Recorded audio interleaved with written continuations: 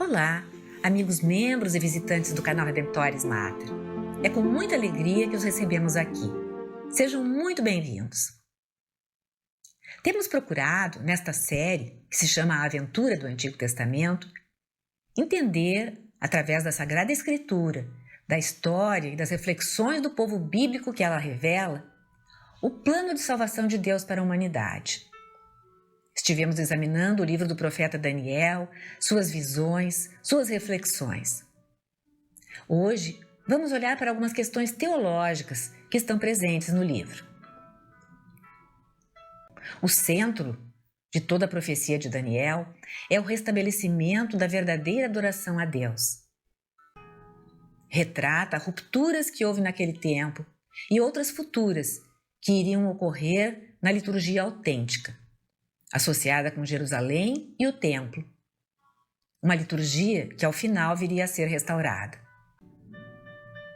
Conforme Daniel, a liturgia do império do homem, personificada pelos monarcas que se sucedem, bate-se contra a do reino de Deus, que é personificada pelo povo eleito, o de Israel.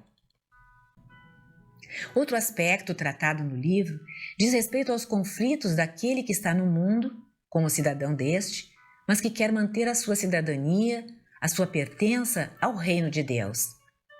E isso inclui a possibilidade da morte, do martírio.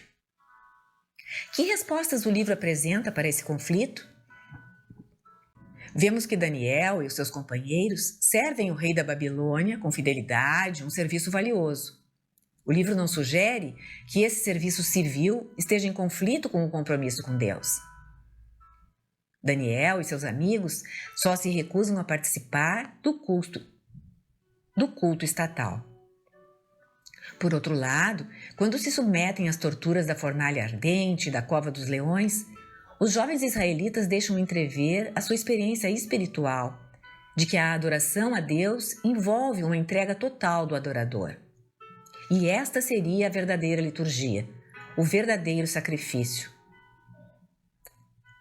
Afinal, Deus mostra e mostrará a sua mão forte, libertando seus fiéis. O fato de terem sido exilados só contribui para que a razão da existência do templo, o verdadeiro culto a Deus, seja espalhada entre todas as nações, segundo se entende. Daniel é um livro de esperança. Aponta o objetivo pelo qual Israel foi escolhido como um povo para levar o conhecimento e o culto ao verdadeiro e único Deus a todo o mundo. E que é alcançado até com mais êxito do que no tempo de Davi e do templo, porque está atingindo todos os povos. Jesus usou o livro de Daniel muitas vezes. Repetiu insistentemente os temas do reino de Deus e do Filho do Homem. Em um período em que a Igreja precisou defender a identidade messiânica e divina de Jesus contra as críticas dos judeus e dos pagãos, o livro de Daniel foi muito usado para demonstrar que o Antigo Testamento profetizara não apenas a vinda de um Messias, mas quando ele viria, a sua morte e a subsequente destruição do templo. Os cristãos primitivos muito cedo reconheceram a importância da interpretação de Daniel ao sonho de Nabucodonosor a respeito da estátua metálica derrubada não por mão humana, mas por uma pedra que cresceu e se tornou uma grande montanha e se espalhou pelo mundo. Interpretavam isso como uma profecia da vinda de Cristo, a pedra, e da Igreja Universal, a montanha. Esta era uma das razões para a credibilidade do evangelho pregado, como cumprimento de uma profecia dada ao povo judeu, como um sinal do poder e da graça de Deus que incluía as nações pagãs. Os primeiros padres, pais da igreja, fizeram uma interpretação tipológica das narrativas do profeta, vendo nas figuras do Antigo Testamento uma prefiguração do Novo Testamento. Jerônimo, por exemplo, sublinhou o momento em que Nabucodonosor vê um como que filho dos deuses na fornalha ardente. Esse filho de Deus, modo como os anjos eram chamados na época do Antigo Testamento, prefiguravam o Senhor Jesus Cristo, que desceu aos infernos, como dizia o credo, e diz ainda hoje, embora referindo à mansão dos mortos. Esses infernos eram um lugar entendido como onde estavam as almas, tanto dos justos como dos pecadores. Jesus viria libertar, sem qualquer ferimento dele próprio, os que estavam aprisionados pelas cadeias da morte. Usamos a palavra mansão dos mortos, pois este era o verdadeiro significado. Os que morriam, para os israelitas, iam para o Sheol, esse mundo dos mortos. Quanto àquele filho do homem que desceu dos céus, a passagem sempre foi interpretada como a futura segunda vinda de Cristo, antecedida do anticristo, aquele quarto rei, que superaria os anteriores em maldade, orgulho e blasfêmia, instaurando um período de tribulação.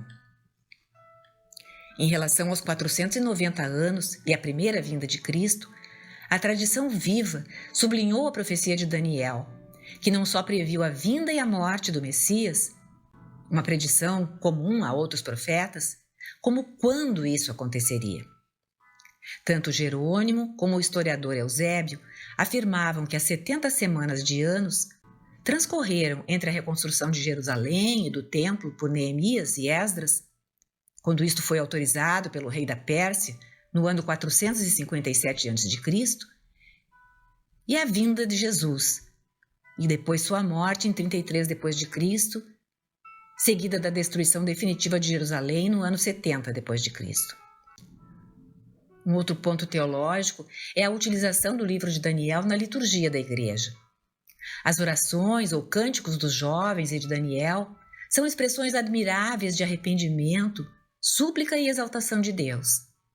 Aparecem na Quaresma, na solenidade da Santíssima Trindade e na última semana do ano litúrgico, no ano A do ciclo litúrgico, de modo que todo o cosmos é convocado por essa oração a unir-se no louvor de Deus.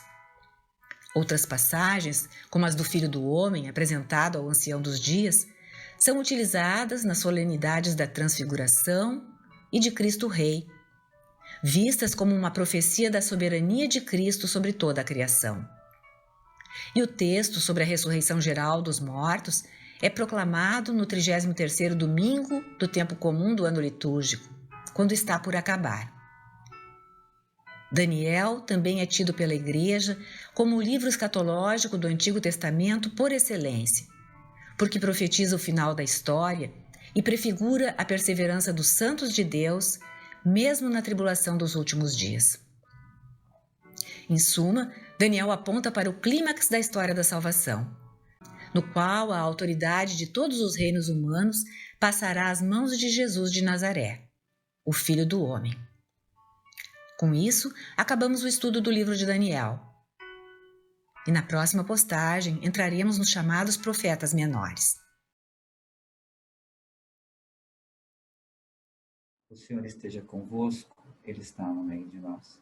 Peço sobre você, sobre sua vida, sua família, dando muitas alegrias vindas do céu, que se manifestem também na sua vida, na vida terrena. Em nome do Pai, do Filho e do Espírito Santo. Amém. Obrigada por ter acompanhado este vídeo. Se você gostou, clique seu like, inscreva-se no canal e acione o sininho para ser notificado de outras publicações.